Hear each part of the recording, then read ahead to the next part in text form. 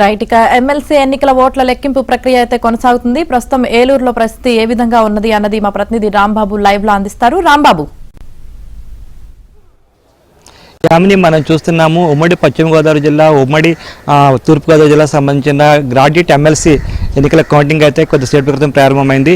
Eluru CRD engineering కాలేజీలో ఈ counting ప్రారంభమైంది. ఉదయం 8 గంటలకి కౌంటింగ్ ప్రారంభమైనట్లుగా అధికారులు ప్రకటించారు. అదేవిధంగా జిల్లా కలెక్టర్ అదేవిధంగా రిటర్నింగ్ అధికారి వెట్రిసెల్వి స్వయంగా ఈ కౌంటింగ్ ఏర్పాట్లను పర్యవేక్షిస్తున్నారు. అదేవిధంగా ఇక్కడ భద్రతా ఏర్పాట్లను కూడా జిల్లా ఎస్పీ శివప్రతాప్ కిషోర్ పర్యవేక్షిస్తున్నారు. మొత్తం ఈ ఎమ్మెల్సీ కౌంటింగ్కి సంబంధించి ఏర్పాట్లను మనం ఇక్కడ చూడొచ్చు. ఏలూరు సిఆర్డి ఇంజనీరింగ్ కాలేజీలో ఏ విధంగా కౌంటింగ్ జరుగుతుందో మొత్తం 2 అంతస్తులు ఉన్న బిల్డింగ్ ఇది. 2 అంతస్తులు చివరి పై అంతస్తులు మాత్రం కౌంటింగ్ ఏర్పాటు చేస్తారు. కింద మాత్రం మీడియాకు అదేవిధంగా అధికారులకు సంబంధించిన ఏర్పాట్లు అయితే చేస్తారు.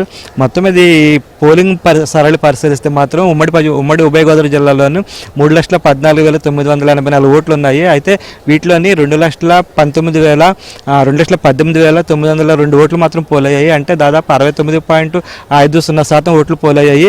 అదేవిధంగా కౌంటింగ్ సంబంధించిన ఏర్పాట్లు పరిశీలిస్తే మొత్తం 700 మంది సిబ్బంది ఈ కౌంటింగ్లో పాల్గొంటున్నారు. ఎందుకంటే ఈ కౌంటింగ్ దాదాపు 2 రోజుల పాటు కొనసాగే అవకాశం ఉందని చెప్పి అధికారులు అంచనా వేస్తారు.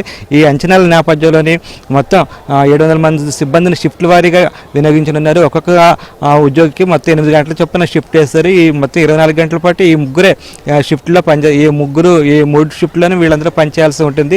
అదేవిధంగా కౌంటింగ్ సంబంధించి ఇక్కడ మొత్తం 28 టేబుల్స్ వేశారు. 28 టేబుల్స్కి ఒక్కొక్క అధికారిని వేశారు. అదేవిధంగా రిటర్నింగ్ అధికారి కూడా అక్కడ ఉంటారు. 28 టేబుల్తో పాటు మొత్తం కౌంటింగ్ అంతా 17 రౌండ్లలో ముగియాలని చెప్పేసి అధికారులు అయితే ముగుస్తుందని చెప్పేసి అధికారులు అయితే అంచనా వేశారు. ఆ విధంగానే ఇక్కడైతే అన్ని ఏర్పాట్లు చేశారు.